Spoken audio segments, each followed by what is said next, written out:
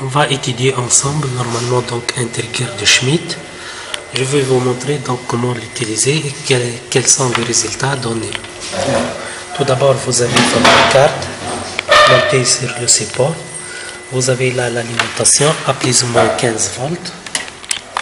L'alimentation à plus ou moins 15 volts.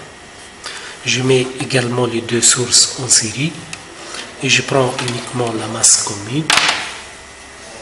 Je prends la masse commune. Voilà la masse commune. C'est le plus 15 et le moins 15. Et vous avez donc l'affichage sur l'alimentation stabilisée. Il est de 15,3.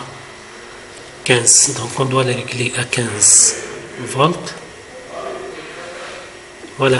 Donc vous avez à peu près 15 volts et les alimentations, donc ils sont montés en mètre esclave. En mètre esclave. Bien. Vous avez donc votre montage. On va visualiser également l'entrée et la sortie sur la carte.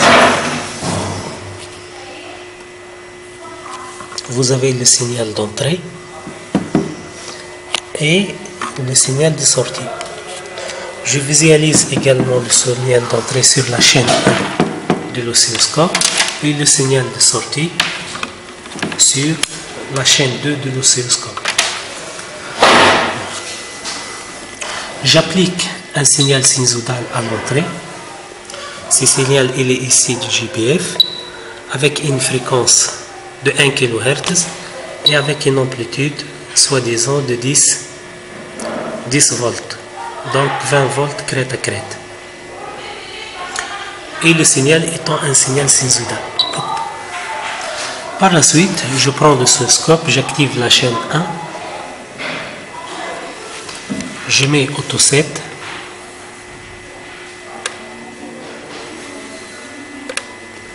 Pour mettre en forme le signal d'entrée. Et vous trouvez donc votre signal d'entrée. Je vais activer la chaîne 2 pour visualiser le signal de sortie du trigger de Schmitt. Donc vous allez trouver en conséquence donc le signal de sortie qui sera donc un signal ayant la forme d'un créneau.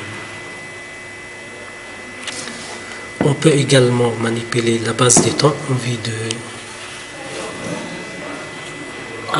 envie d'avoir donc une forme plus claire. Vous voyez dans notre cas donc que les seuils de basculement sont à peu près alentour de plus ou moins 15, plus ou moins 5 volts. Les seuils de basculement sont à plus ou moins 5 volts. Et le signal de sortie il est saturé. Donc on peut vérifier donc en appuyant sur mesure. Et on va choisir par la suite donc source chaîne 1 et chaîne 1. Chaîne 1, chaîne 1, chaîne 2 et chaîne 2. Par la suite, je vais choisir le type, c'est la fréquence.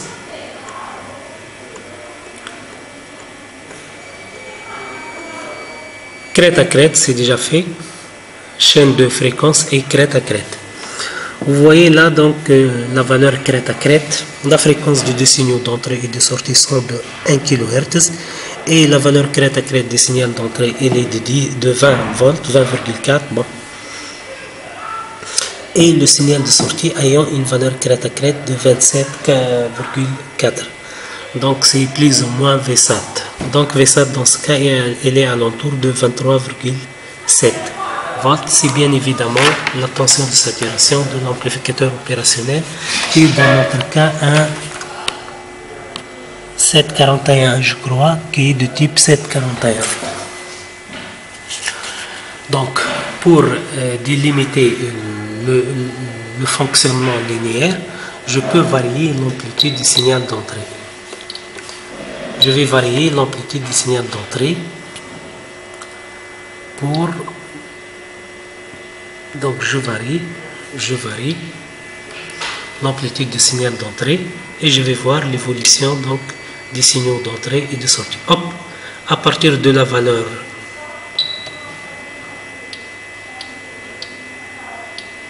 4,5 volts de l'amplitude du signal d'entrée, Au-delà de cette valeur, on peut avoir donc le signal de sortie. Ce qui fait les seuils de basculement sont alentour de 4,6-4,7 volts. Pour que le comparateur puisse basculer de l'état haut vers l'état bas. Donc c'est un exemple de fonctionnement en régime non linéaire. On peut également mesurer, donc visualiser la caractéristique de transfert sur l'oscilloscope en appuyant sur display et par la suite mode XY. Vous trouvez également la caractéristique de transfert pour le signal, donc la caractéristique de transfert du comparateur à hystérésie.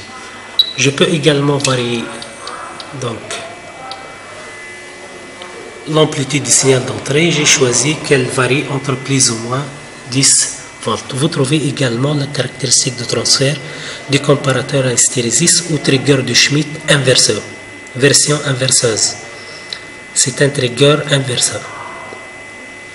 On peut également déterminer donc les seuils de basculement. Ils sont alentour de 5 volts, à plus ou moins 5 volts à peu près.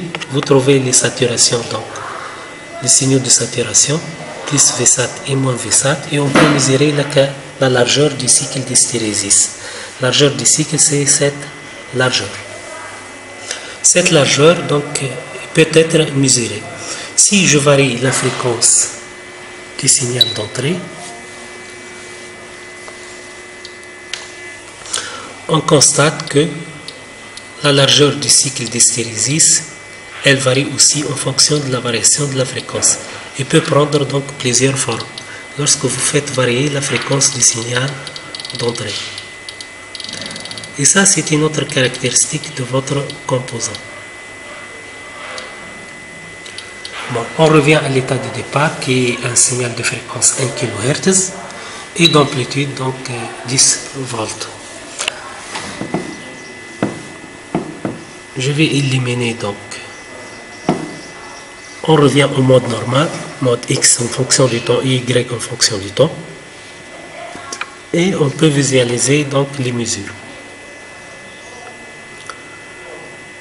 Bon, si je reviens à la caractéristique de transfert, donc display, mode XY, on peut également donc mesurer à partir de cette caractéristique, d'une part seuil de basculement bas et seuil de basculement haut, et on peut mesurer plus Vsat et moins Vsat.